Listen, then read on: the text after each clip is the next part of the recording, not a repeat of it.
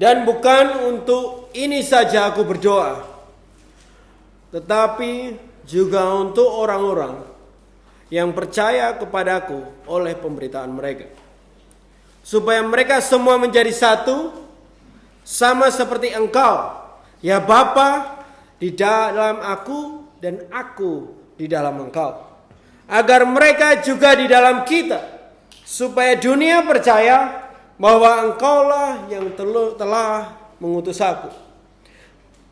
Poin pertama dari ayat ini adalah Tuhan Yesus tidak hanya berdoa untuk murid-muridnya dan para rasul yang bersama dia pada waktu itu. Pasal ini pasal yang terkenal untuk dia sedang berdoa untuk kesatuan murid-muridnya. Tapi ternyata Tuhan Yesus tidak berdoa hanya untuk murid-muridnya yang bersama dia pada waktu itu. Doa ini Yesus doakan untuk kita juga. Untuk semua orang yang menjadi percaya dari pekerjaan para rasul itu. Apakah ada orang ini di sini? Cuma 3 orang. Yesus berdoa untuk mereka semua. Ayat firman Tuhan katakan, untuk semua orang yang percaya tanpa terkecuali. Untuk semua orang yang percaya bahwa Yesus Tuhan adalah Tuhan, orang-orang ini untuk menjadi satu. Katakan satu. Satu ini bukan bicara tentang kesatuan organisasi, Bapak Ibu Saudara, atau satu nama, atau juga satu identitas. Tapi kesatuan yang juga di dalam Tuhan sendiri kita dapat temukan. Dan juga kesatuan ini, bahkan ayat ini katakan yang akan bersaksi tentang siapa kita dan siapa Tuhan kita. Beberapa dari kita sedang merenungkan tentang penginjilan. Saya dengar tentang hal itu. Penginjilan terbaik yang Tuhan mau adalah dimulai dari kesatuan tubuhnya sendiri. Kita tidak akan membuat dampak apapun di dunia ini selama orang percaya jalan dewe-dewe, jalan sendiri-sendiri dan kuat sendiri-sendiri. Dunia akan percaya bahwa Yesus adalah Tuhan saat kita umatnya, orang percayanya bersatu. Begitu pentingnya kesatuan ini Bapak Ibu Saudara, ini yang Yesus sendiri doakan untuk dapat dialami oleh semua orang yang percaya sampai hari ini. Sehingga harus dilihat bahwa kesatuan harus menjadi yang utama. Yang pertama kita raih dan jaga. Siapa yang kuat dan siapa yang lemah tidak penting ketimbang kesatuan. Siapa yang benar dan siapa yang salah tidak penting ketimbang kesatuan. Tidak lebih penting daripada kesatuan. Firman Tuhan katakan, usahakanlah, make any effort, sebudeso, untuk membuat, berusaha menjaga dan menciptakan kesatuan itu. Karena kesatuanlah kita menjadi tubuh Kristus, dan kesatuan kita Tuhan rindukan, Tuhan harapkan, bahkan Tuhan doakan.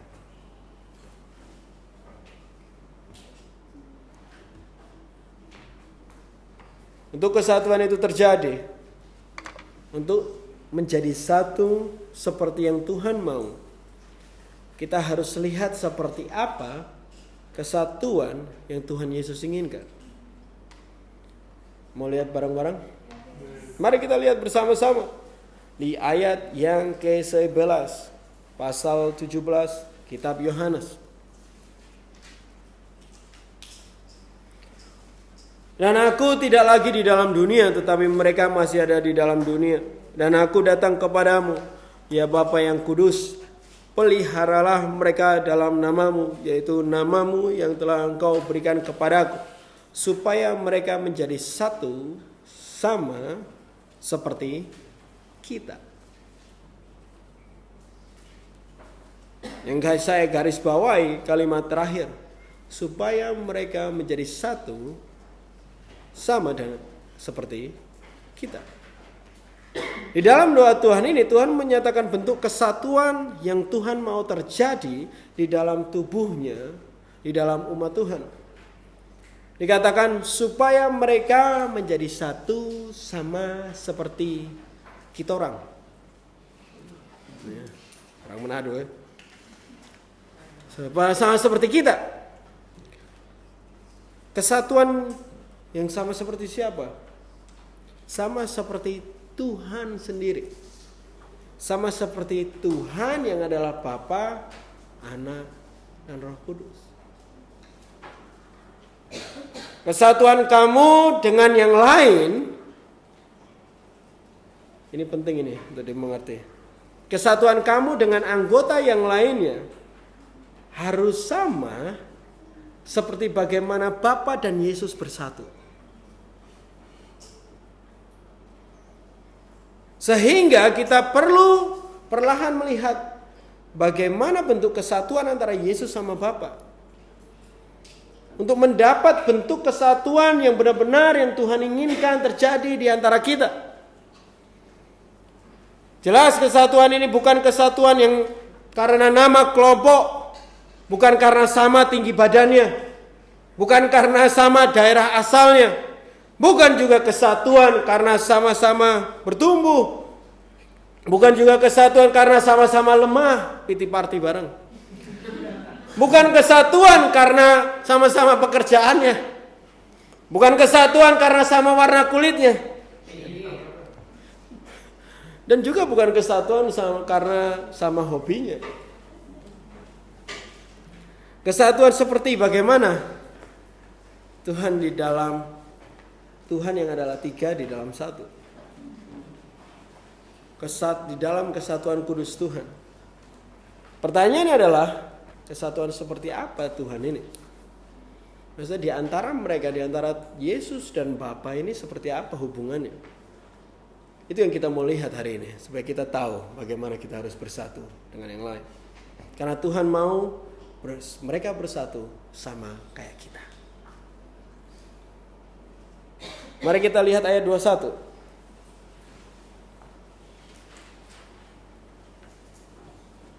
Di pasal yang sama.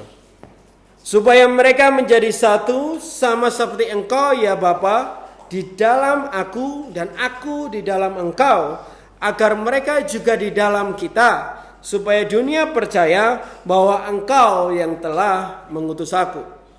Saya ulangi, di ayat ini dikatakan supaya mereka semua menjadi satu sama seperti Engkau ya Bapa di dalam aku dan aku di dalam Engkau ya Bapa. Bisa mengerti ayat ini? Supaya mereka jadi satu kayak kita. Kamu di dalam aku di dalam kamu. Itu maksudnya. Inilah kunci kesatuan itu. Di dalam perikop ini sendiri Tuhan mengulangi frasa ini beberapa kali. Kalau Bapak Ibu Saudara nanti baca sendiri. Biarlah mereka menjadi satu seperti Engkau di dalam aku dan aku di dalam Engkau. Apa yang kita lihat di sini? Apa ini sebenarnya di ayat ini? Perhatikan baik-baik. Kesatuan terjadi saat satu anggota ada di dalam hidup di salah satunya. Dan anggota lain itu juga ada di dalam hidup satunya. Ini yang saya sebut merger. Waktu satu ada bagian dari tubuhnya, bagian dari hidupnya juga masuk di dalam kehidupan yang lain. Itu kesatuan antara Bapa sama Yesus. Bapa di dalam Yesus, Yesus di dalam Bapa. Yang satu masuk ke bagian yang lain, yang bagian lain juga masuk ke dalam hidupnya.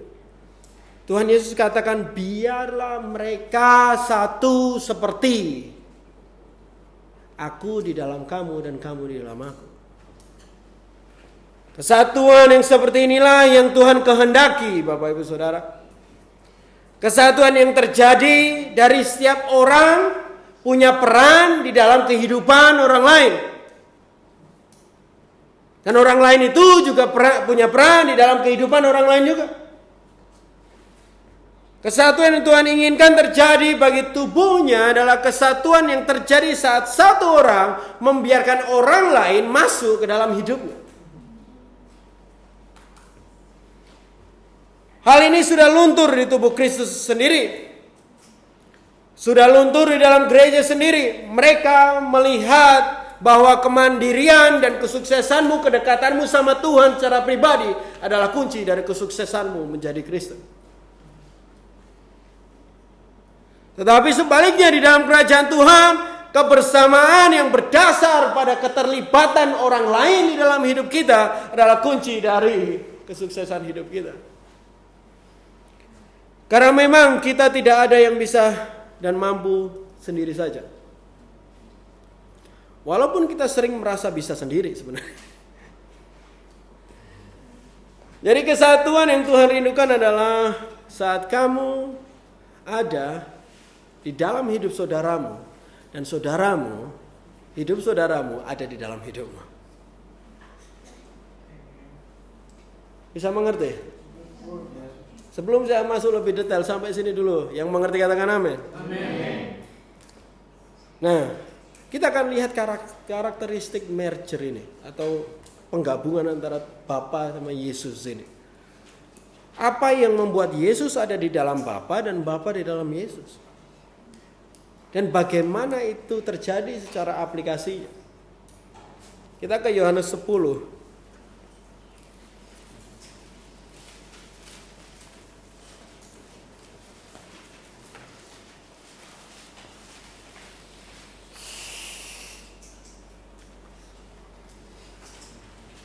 Yohanes 10 ayat 37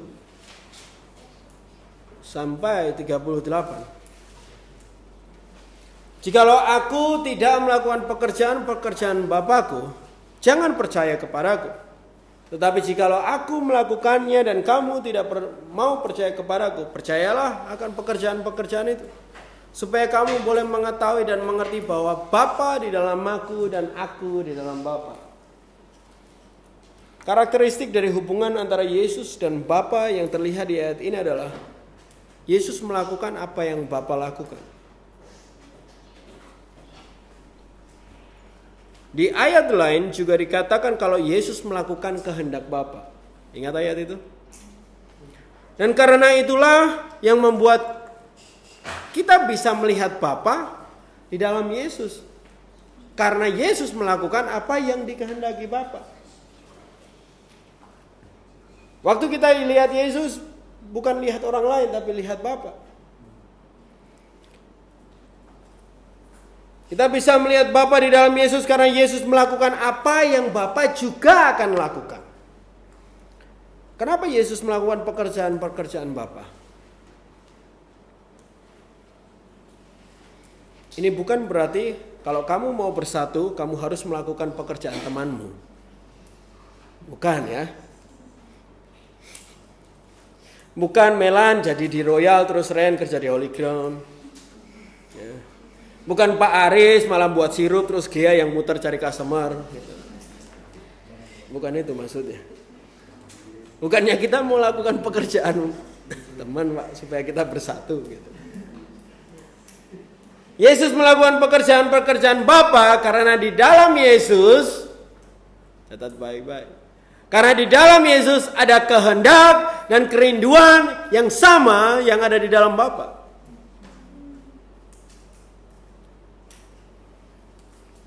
Mereka berdua merindukan hal yang sama. Mereka berdua mengharapkan hal yang sama. Mereka berdua mengingini hal yang sama juga. Kita lihat Efesus 4 ayat 3 sampai 4.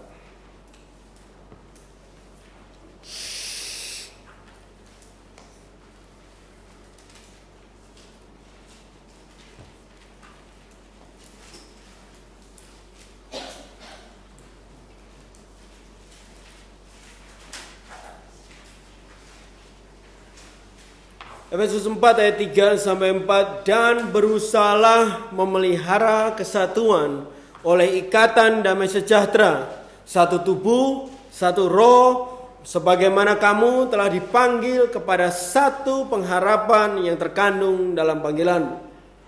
Dikatakan di sini satu roh yang diikat di dalam damai sejahtera. Tuhan memanggil kita untuk masuk dan untuk memelihara kesatuan itu. Yesus dan Bapa punya kehendak dan keinginan serta kerinduan yang sama karena di dalam mereka ada roh yang sama. Rohnya sama. Roh itu memimpin mereka keduanya untuk pasti melakukan hal yang sama.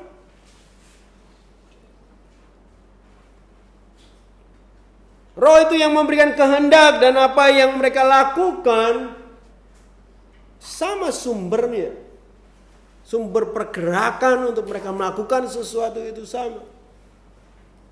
Faktanya bahwa Roh Kudus pun juga setara dengan Bapa dan Yesus dan mereka bertiga adalah satu. Roh Kudus di dalam Yesus, Yesus di dalam Roh Kudus, dan Yesus di dalam Bapa, dan Bapa di dalam Yesus, Roh Kudus juga ada di dalam Bapa. Ya. Itulah kurang lebih hubungan mereka. Yang membuat Yesus ada di dalam Bapa dan Bapa di dalam Yesus karena mereka memiliki roh yang memimpin mereka, rohnya sama. Selama setiap kita memiliki roh yang sama, roh itu akan membantu dan memimpin kita untuk melakukan pekerjaan-pekerjaan yang juga menjadi kehendak dari saudara-saudara kita. Karena yang dirindukan terus sama. Roh Kudus akan memimpin kamu untuk melakukan pekerjaan dan tugas yang saudaramu juga ingin lakukan atau bahkan sedang lakukan. Contoh, Ferdi, kenapa kamu ikut The Guys set up ruangan ini kalau Sabtu malam? Kenapa, Fer? Nggak tahu alasannya. Pasti karena ada di dalam Ferdi yang mendorong Ferdi untuk melakukan apa yang saudara-saudaranya juga sedang lakukan. Karena saudara-saudaranya juga dipimpin sama Roh Kudus dan Ferdi juga dipimpin sama Roh Kudus. Itulah dorongan dari Roh Kudus yang membuat kita joining atau bergabung atau merger untuk melakukan apapun yang teman-teman kita juga sedang lakukan. Karena rohnya sama. Pendorongnya itu sama. Sumber pergerakannya itu sama. Di dalam Kisah Rasul 4 cara hidup jemaat mula-mula di ayat-ayat itu dikatakan mereka gitu ya. Mereka bersama-sama, mereka kumpul, mereka bertekun, mereka gitu ya. Mereka. Mereka saling membagi, mereka bertekun dan banyak hal lain dan kita pelajari kami selalu tentang hal ini. Walaupun dikatakan mereka, artinya bahwa mereka semua melakukan hal yang sama bersama-sama. Tetapi saya percaya itu tidak dimulai bersama-sama. Ada beberapa orang yang memulai dan yang lain ikut karena roh di dalam mereka juga mendorong mereka untuk lakukan hal yang sama.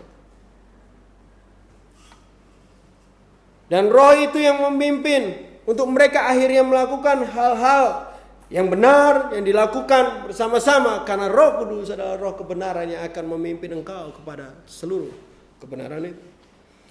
Sehingga pada akhirnya semua orang melakukan hal yang sama. Set up ruangan ini dulu dimulai oleh Gia dan Stanley. Sekarang kita bisa katakan The Guys. Dorongan Roh Kudus, ada kehendak Roh Kudus yang Tuhan taruhkan di setiap kita. Itu mendorong kita untuk melakukan hal yang pasti sama dengan orang yang punya Roh Kudus juga. Dan saat kita taat akan pimpinan Roh Kudus itu, kita akan berujung melakukan hal bersama-sama semuanya. Tapi hati-hati di poin saya ini. Ini bukan bermaksud untuk mengatakan bahwa kesatuan atau merger itu terjadi waktu kita melakukan hal bersama-sama terus. Bisa ngerti? Kita selalu ngerjain sesuatu bareng bukan berarti bisa menandakan itu kesatuan. Tetapi merger terjadi, kesatuan terjadi karena setiap kita dipimpin oleh Roh yang nanti ujungnya tetap kelihatannya juga bareng-bareng. Tapi tidak semuanya bareng-bareng adalah kesatuan Roh Kudus. Nanti makan nggak makan asal kumpul. Kan repot. Kita lihat Yohanes 14 ayat 31.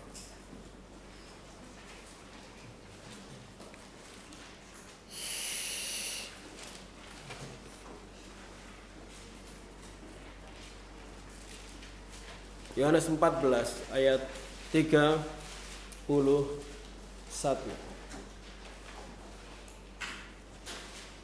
Yang sudah dapat boleh katakan amin. Tetapi supaya dunia tahu bahwa aku mengasihi Bapa dan aku melakukan segala sesuatu seperti yang diperintahkan Bapa kepadaku. Bangunlah, marilah kita pergi dari sini. Yuk. Pergi yuk. Karakteristik lain tentang kesatuan Yesus dan Bapa bisa dilihat dari ayat ini juga. Yesus melakukan segala sesuatu seperti yang diperintahkan Bapa. Yesus sendiri melakukan apa yang Bapa perintahkan. Dan itu membuat Bapa ada di dalam Yesus dan Yesus ada di dalam Bapa. Bukan maksudnya juga bahwa Bapa lebih tinggi dari Yesus sehingga Bapa bisa memerintah Yesus. Nah, mereka setara. Apa yang dikatakan Bapa menjadi arah yang Yesus ambil untuk melangkah dan apa yang dia lakukan. Yesus pun juga dikatakan di Yohanes 10 ayat 30 juga dia katakan aku dan Bapa siji. Satu. One. Mereka menyatu dan menjadi satu karena Yesus membuka hidupnya terhadap apa yang Bapa katakan kepada dia. Sekali lagi kesatuan itu terjadi karena hidup kita buka untuk orang lain dapat melihat dan masuk ke dalamnya. Ada masuk. Tuhan mau kita satu seperti Dia, Yesus dan Bapa yang adalah satu. Dan level kesatuan ini hanya terwujud dengan keterbukaan hidup untuk orang lain masuk dengan perkataan mereka. Menerima apa yang dikatakan dan kita lakukan. Gambaran ini harus dilihat tentang kesatuan ini. Saat seseorang berbicara, itu sama dengan sesuatu dari hidupnya sedang diberikan untuk masuk ke dalam hidup kita. Dan waktu kita menerima perkataan itu dan melakukannya, sebenarnya kita sedang menaruh hidup orang lain ke dalam hidup kita. Bisa ngerti? Perkataan itu menjadi bagian hidupmu ketika kamu menerimanya. Sehingga ada bagian hidup orang lain yang masuk ke dalam hidupmu. Waktu saya share tentang ini kemarin ke Vera sedikit kaget bahwa kita harus taat kepada apa yang saudara kita katakan. Kagetnya Vera karena banyak yang berpikir soal kesatuan itu selalu berfokus kepada kesatuan kita kepada Yesus saja. Hanya berfokus pada hubungan pribadi sama Tuhan aja. Saya bilang, ya benar, itu baik juga adanya. Tetapi saat satu orang bersatu dengan Kristus saja dan tidak bersatu sama orang lain, tidak akan ada tubuh Kristus di dunia ini. Tangan tidak bisa hidup sendiri tanpa melekat dengan tubuh. Walaupun tangan itu penuh dengan otot dan potok-potok gitu ya. besar dan kuat. Tapi kalau tidak melekat sama tubuh, kekuatan tangan itu tidak ada gunanya. Yesus katakan dengan jelas di ayat tadi bahwa dia mau orang percaya bersatu dengan orang percaya lain. Dan dikatakan seperti. Katakan seperti. Seperti bagaimana Yesus dan Bapa bersatu. Dan ini adalah fakta firman Tuhan yang saya coba katakan. Jadi kalau kita mau bersatu dengan benar, kita harus bersatu seperti sebagaimana Yesus bersatu sama Bapa. Nah, salah satu kesatuan antara Bapa dan Yesus adalah Yesus mendengar dan melakukan apa yang Bapa katakan. Menghabiskan waktu bersama itu penting.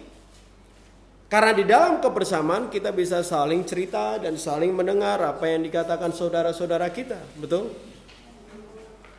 Tetapi kalau kita sering bertemu, tetapi tidak pernah mendengar apa yang saudara kita katakan, di dalam pertemuanmu itu tidak ada gunanya. Pertemuan itu tidak akan melahirkan kesatuan.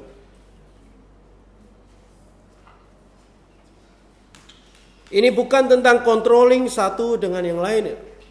Ini bukan coba untuk orang lain mengontrol orang lain, tetapi memberi ruang untuk kehidupan orang lain masuk dan berperan di hidupmu. Untuk memberi ruang untuk saudaramu masuk dalam hidup kita. Supaya aku di dalam dia dan dia di dalam aku. Sadari bahwa ini terjadi dua arah Bapak Ibu Saudara. Kalau kamu lihatnya cuma satu arah, rasanya enggak rela. Tapi ini terjadi dua arah, saling dan diantaranya. Bukan cuma satu yang memerintah. Kalau kamu mau perkataan masuk di hidup temanmu, kamu juga harus buka hidupmu juga untuk perkataan saudaramu masuk ke hidupmu. Karena tujuannya bukan cuma aku di dalam dia, supaya dia juga di dalam aku. Jadi bukalah hidupmu untuk perkataan saudaramu.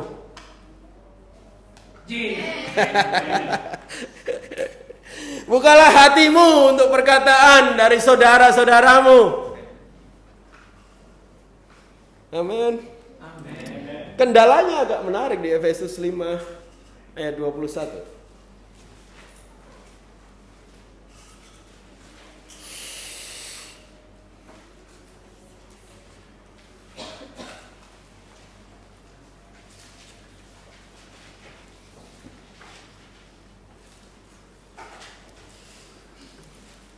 Efesus 5 ayat 21.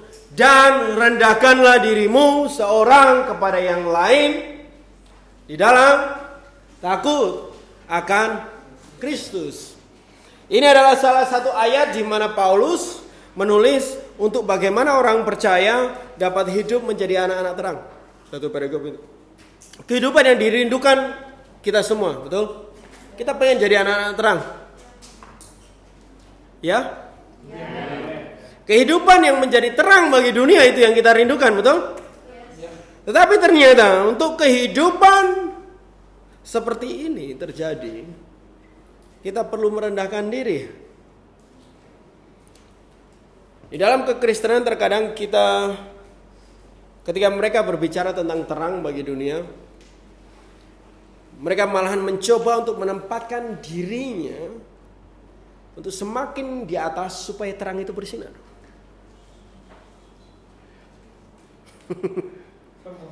Padahal salah satu kunci menjadi anak-anak terang, kenapa aku bilang salah satu, karena ada beberapa satu perikop ini, adalah memberi diri dan memberikan hidup kepada orang lain. Memberi diri untuk di bawah orang lain. Bukan untuk meninggikan dirimu supaya dilihat orang lain.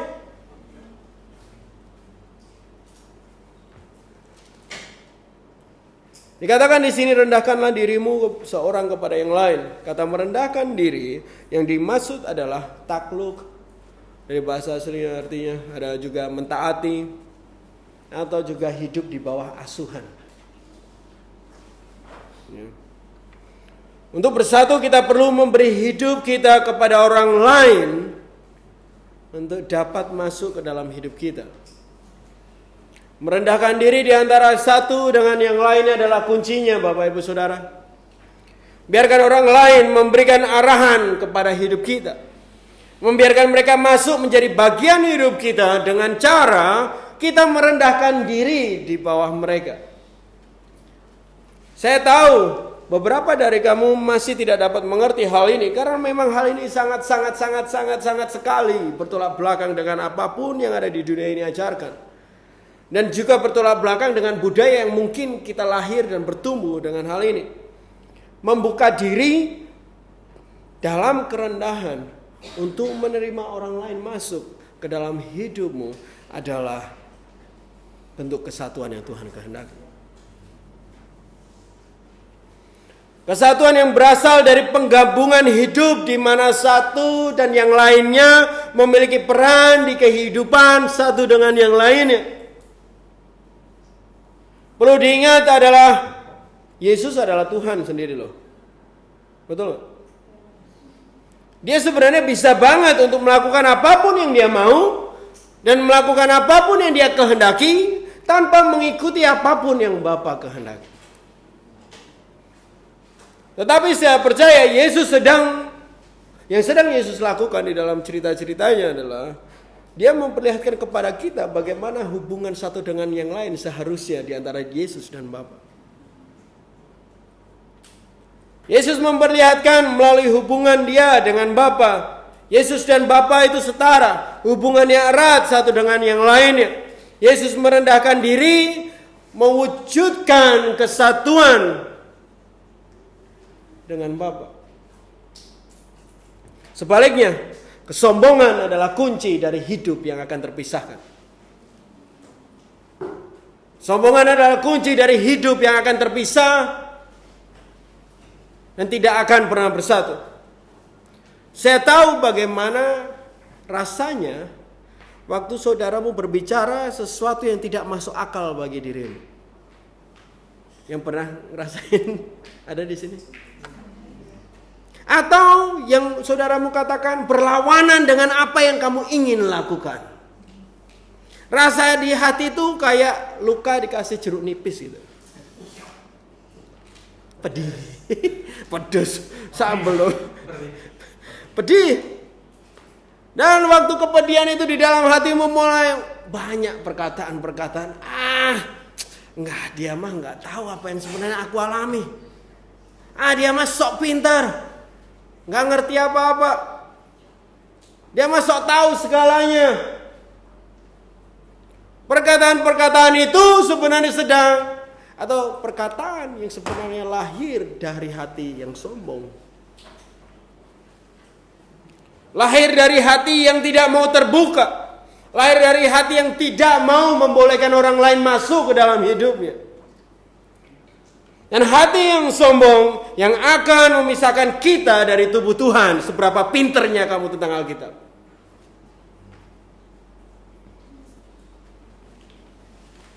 Bahaya hati yang sombong juga akan menghancurkan tubuh Kristus itu sendiri.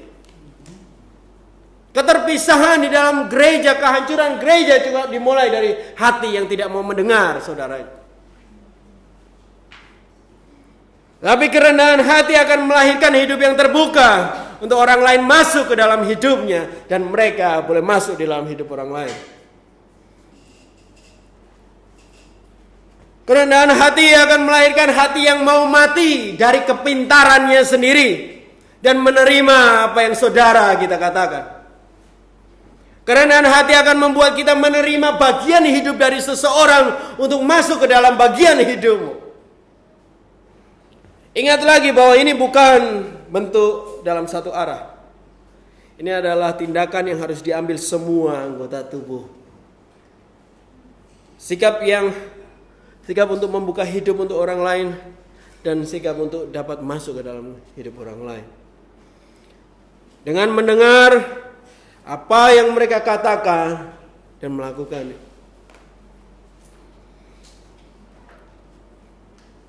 Amin. Roma 5 ayat 12.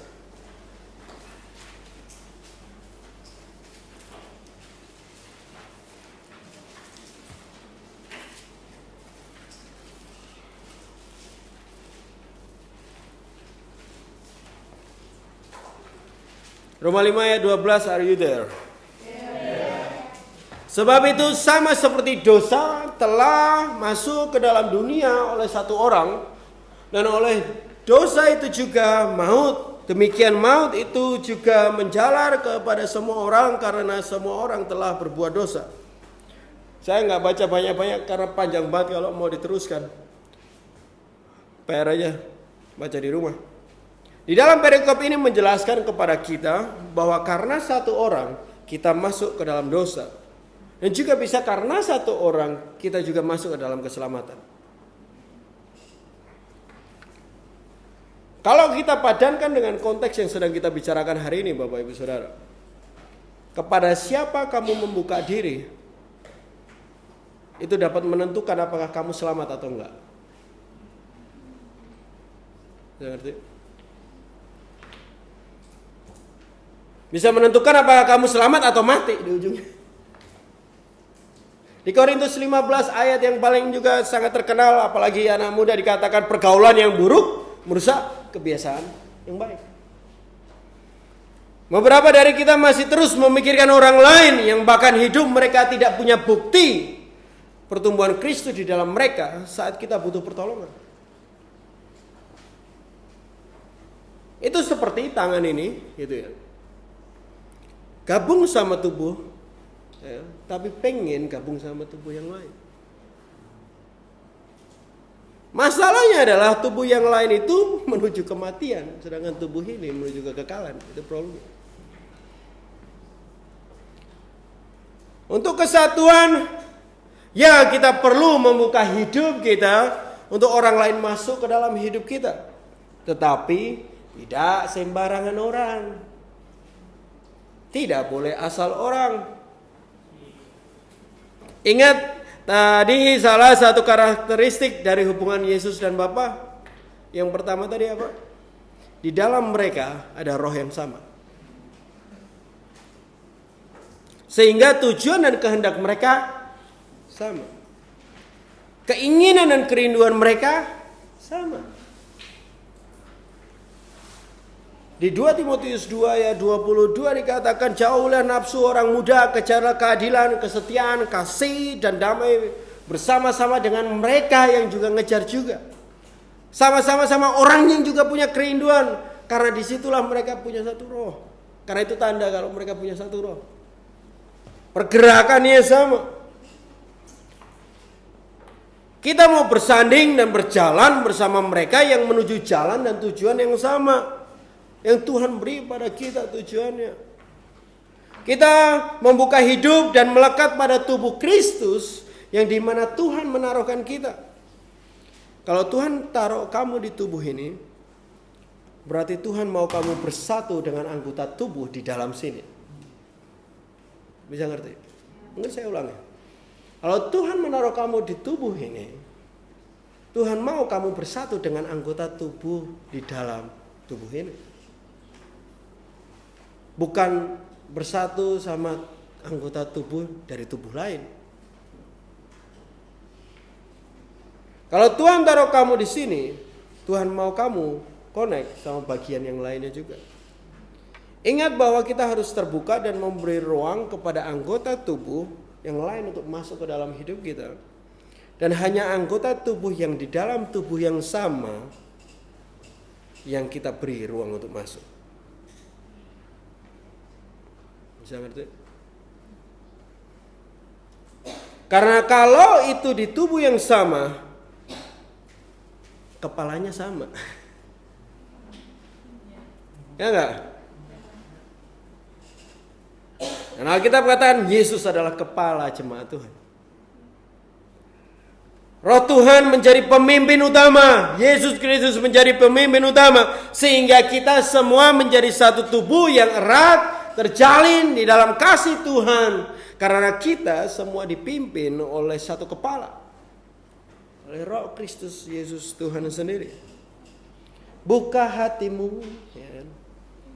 Buka hatimu. Buka hidupmu untuk anggota tubuh lain masuk. Buka hatimu untuk anggota tubuh lain, anggota di dalam tubuh ini untuk masuk ke dalam hidupmu. Lihat kanan kirimu. Anggota-anggota itu yang harus kamu bolehkan untuk masuk ke dalam hidupmu.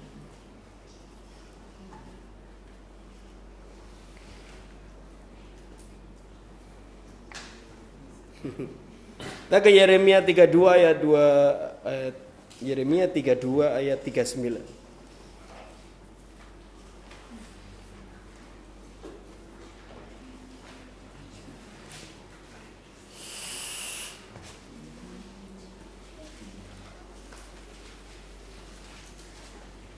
Yeremia 32 ayat 39.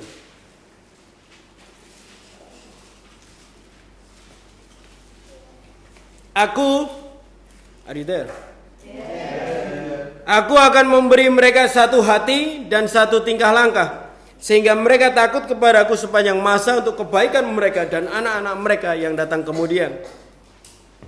Ini bagian dari firman Tuhan yang adalah juga janji Tuhan bagi Yehuda pada waktu mereka untuk tanah dan daerah mereka waktu itu. Inti dari ayat ini adalah Tuhan memberikan petunjuk dan arahan yang satu, yang sama. Sehingga kenapa saya bilang kalau semua ada Roh Kudus pasti sama, karena dia selalu punya satu standar, satu tujuan, satu kehendak, satu keinginan. Dan dari pimpinan Tuhan yang satu ini akan menciptakan kehidupan yang satu juga. Kesatuan yang akan terjadi di dalam umat Tuhan karena adanya satu arahan dari Tuhan, satu pimpinan yang sama dari Tuhan. Satu hati, dikatakan ayat ini sama dengan satu kehendak atau satu keinginan. Katakan juga ayat ini satu tingkah langkah adalah satu cara hidup. Sama cara hidupnya, gaya hidupnya sama. Dan Tuhan melakukan hal ini untuk kebaikan mereka, ayat ini dikatakan, dan anak-anak mereka. Tuhan melakukan ini supaya ada kebaikan untuk mereka yang mendengar waktu itu dan generasi mereka. Dan ini yang saya lihat yang sedang Tuhan lakukan kepada kita di tempat ini juga. Tuhan memberikan kita satu hati, satu kerinduan yang sama. Kerinduan kita semakin menyatu setiap kita berserah kepada pimpinan si kepala itu yang adalah Kristus sendiri. Tuhan memberikan kita satu tingkah langkah, satu gaya hidup yang bahkan berbeda dengan kebanyakan orang Kristen. Dan Tuhan melakukan ini untuk kebaikan kita, untuk keselamatan kita. Tetapi tidak berhenti di kita aja ternyata. Tuhan lakukan ini untuk anak-anak kita juga. Kesatuan yang Tuhan sedang bangun di dalam kita, di dalam hati kita, di dalam cara hidup kita ini akan mendatangkan kebaikan bagi generasi kita juga. Saya percaya anak-anak kita akan hidup seperti cara kita hidup. Mereka akan mudah bersatu dengan yang lain karena hati mereka semua satu. Anak dan cucu kalian akan bersanding sama anak dan cucu kami juga. Karena mereka satu tubuh. Mereka akan terus di dalam kesatuan tubuh kalau kita melakukan kesatuan itu hari ini benar. Bayangin cucu kita atau anak kita gak asing lagi untuk membolehkan orang masuk ke dalam hidupnya.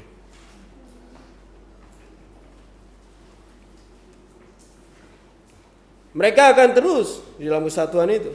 Kalau kita lakukannya benar sekarang, kesatuan kita tidak akan pudar sampai generasi ke generasi. Anak-anak kita akan berjalan bersama-sama. Cucu-cucu kita akan berjuang bersama-sama. Kesatuan yang sedang kita perjuangkan adalah kesatuan untuk sepanjang masa. Amin. Mau ini? Mau itu? Ayat penutup kita hari ini di Roma 15.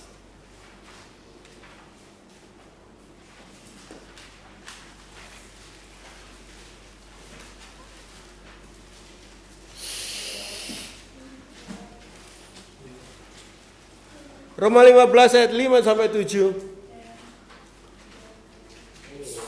Semoga Tuhan yang adalah sumber ketekunan dan penghiburan mengkaruniakan kerukunan kepada kamu sesuai dengan kehendak Kristus Yesus.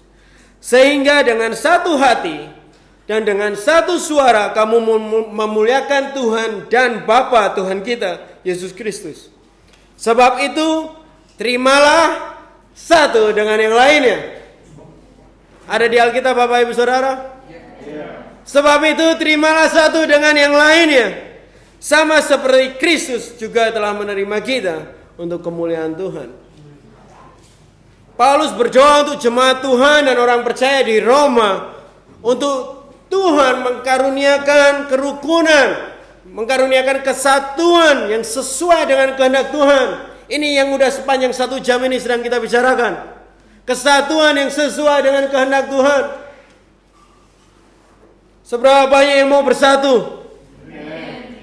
Kita mau menjadi satu. Kita mau bersatu. Tapi kita tidak mau bersatu seperti bagaimana Tuhan dunia bersatu. Kita mau bersatu sesuai dengan kehendak Kristus sendiri. Supaya kita dapat menyembah Tuhan dan memuliakan Tuhan di dalam kesatuan hidup kita. Maka dari itu kita harus menerima satu dengan yang lainnya. Dikatakan sebab terimalah satu dengan yang lainnya.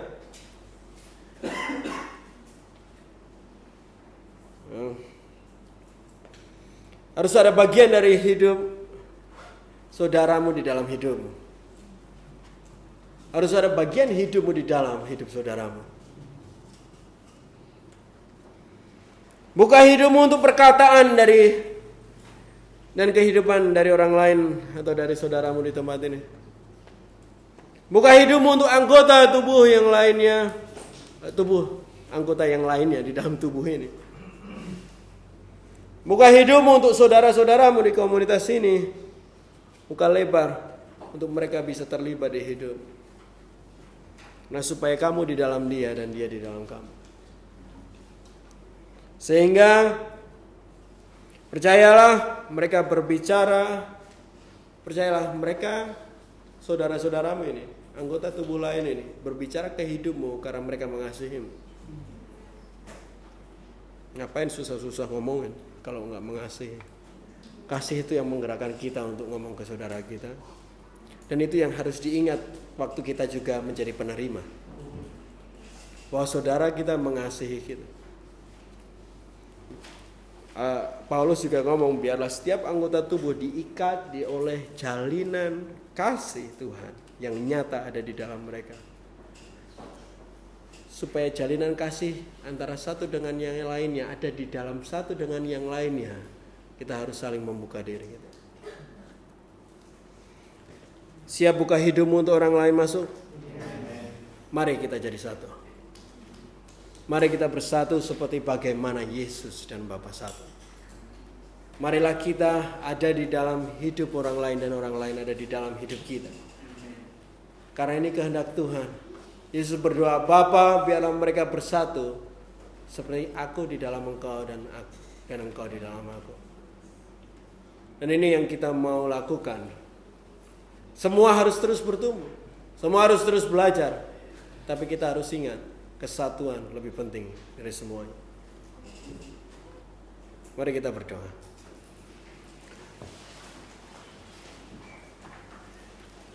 Tuhan, terima kasih untuk hari ini. Kasih karunia yang kau berikan kepada kami tentang kasih dan kesatuan yang kau perlihatkan kepada kami hari ini, Tuhan. Ampuni kami dengan kesombongan kami merasa kami lebih benar daripada saudara kami. Kami merasa lebih pintar daripada saudara kami. Kami tidak mau membuka diri bahkan mendengar apa yang mereka katakan. Tapi hari ini kami mendengar kasih karunia-Mu bagi hati dan hidup kami. Ampuni kami Tuhan. Roh Kudus, bantulah kami untuk merendahkan diri di bawah saudara kami Tuhan. Membuka hidup kami selebar mungkin untuk mereka bisa masuk. Dan pakailah kami juga diriku juga untuk masuk ke dalam kehidupan mereka. Karena kami mau terikat di dalam kasih Tuhan yang sungguh seperti Engkau dan Bapa satu Yesus. Terima kasih untuk hari ini Tuhan. Kami mengucap syukur untuk firman-Mu, untuk semua yang Kau katakan di dalam pujian penyembahan, untuk kesempatan hari ini memuji Engkau, untuk segala sesuatu yang kami lakukan hanyalah karena Engkau dan untuk Engkau Tuhan. Dalam nama Tuhan Yesus kami mengucap syukur, haleluya, amin. Selamat hari Minggu, Tuhan memberkati.